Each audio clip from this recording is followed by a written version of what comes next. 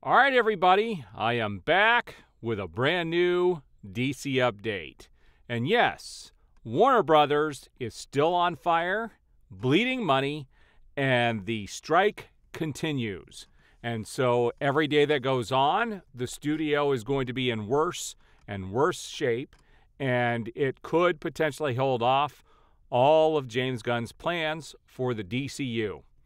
And, after seeing and hearing what all of these individuals had to say about the DCEU, it's ridiculous that we were going to have Flashpoint Paradox, and the Darkseid War, and instead, we're getting Creature Commandos! Oh, wow!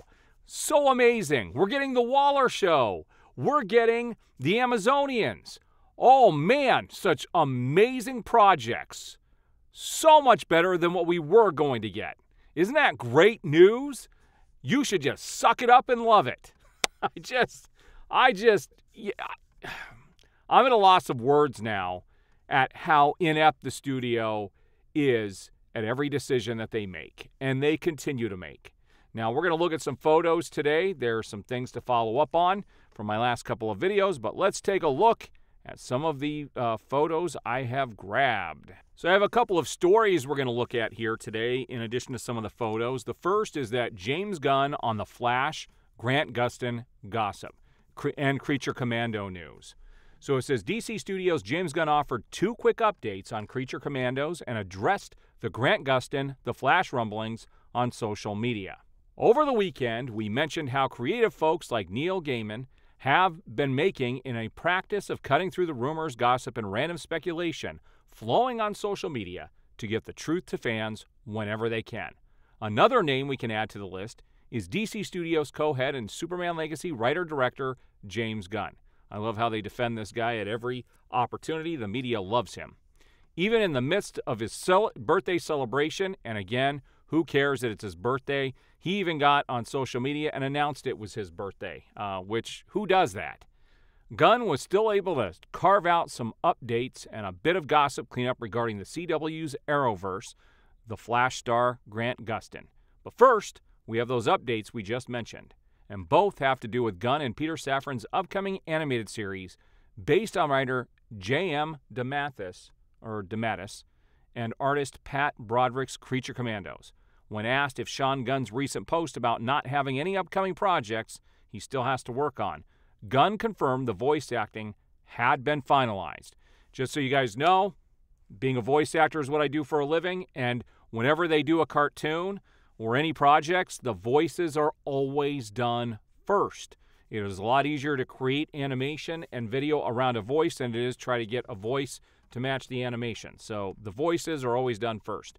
And when it comes to the first season, Gunn also confirmed that it would be 7 episodes. That's kind of short. 7 episodes doesn't seem like a whole lot. I'm a little disappointed with the amount of episodes. I will be checking this out when it comes out. But again, nobody asked for this show. I think it's weird that this is what they're starting the DCU with. But we're going to see how this all pans out. Moving on, it says, now we haven't actually been quiet when it comes to Gustin and the Arrowverse and how they need to still be active in Gunn and Safran's new DCU. So we'd be as excited as anyone if the rumblings about the Flash star returning as Barry Allen or even another DCU character were true.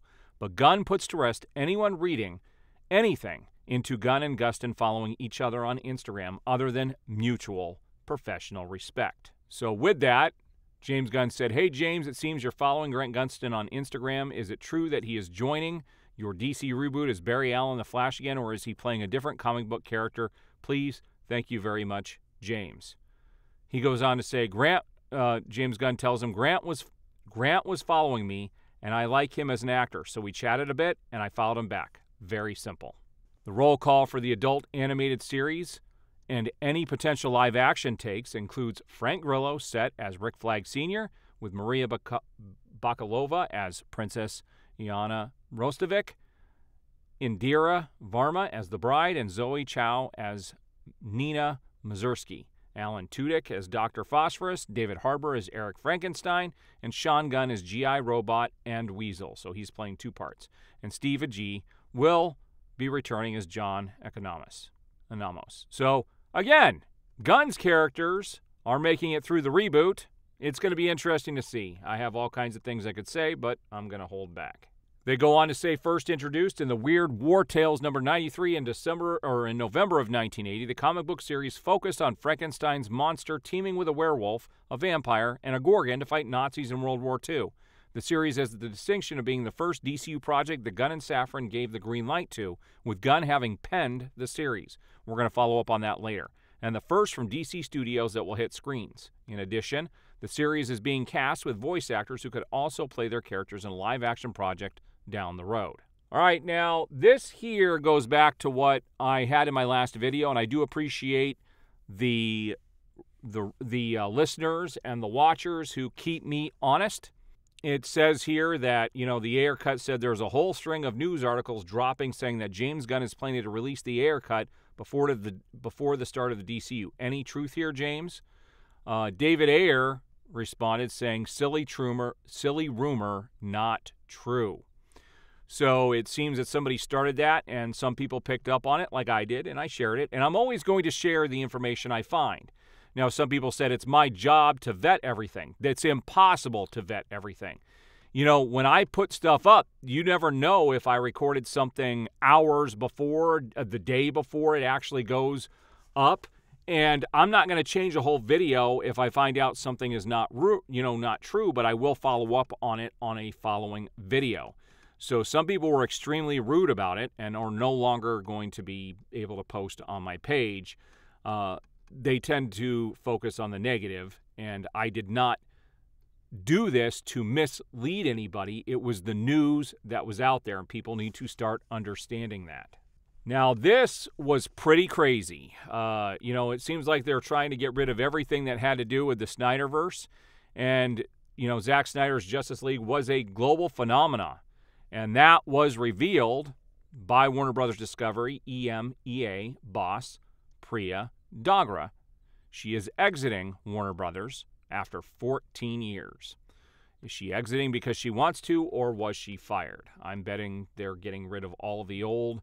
Everybody had to do with the old stuff, and they're just keeping with what they want to keep. Sad to see her go.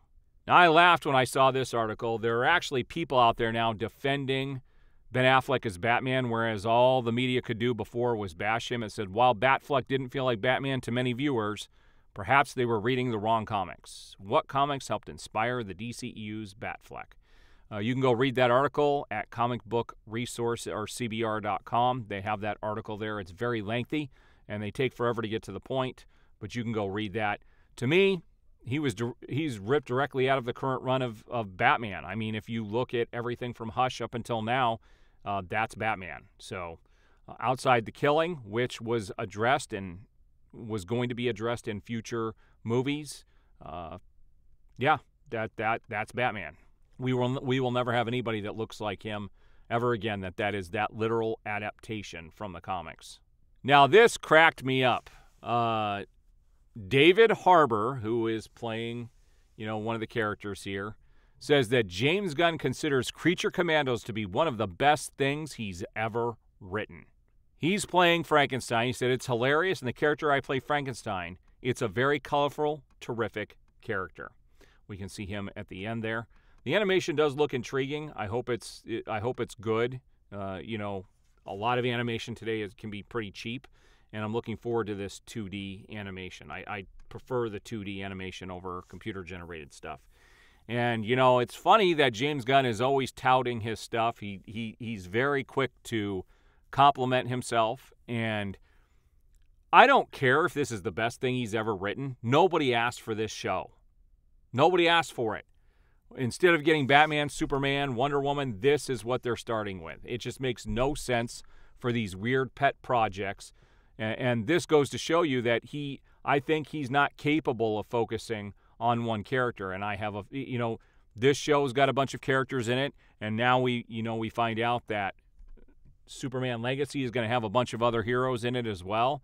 And I just don't think he can focus on one character. I don't think he has the ability to do that. And it's a shame that he's in charge of these projects. All right, guys, so there's the DC news of the day. Couple things I wanted to mention. There is someone pointed out to me that there is a petition to get James Gunn fired. I don't think that petition is going to do anything. At change.org, they don't care who signs that stuff, guys. I hate to break it to you. And when it was sent to me, there had only been a couple hundred people who had signed it, and it looks like the article or the change.org thing was up since sometime in 2022, so it's not gaining a whole lot of traction. The only thing that's going to matter down there at the studios is the money that these movies make, and so we have to speak with our wallets and not support the projects that we didn't ask for or want. It's crazy the direction that the studio's going in, and I don't know. Blue Beetle comes out here in about a week, and then we have Aquaman coming out in December. I'm still undecided on Blue Beetle. I'm probably leaning towards going to see it, but I do not like some of the comments the director has made on his own. The director is not a very good person based on some of his comments, and I don't like the whole Batman is fascist comment in the film. It's like these directors and writers can't help themselves. They've got to tear down all the strong male characters. And so Blue Beetle looks like straight-up comedy to me. So we'll see when it comes out. But I am still interested in seeing it, but Aquaman 2, again, because it's not James Wan's movie, I am not going to support it. All right, guys, we will see you on the next update.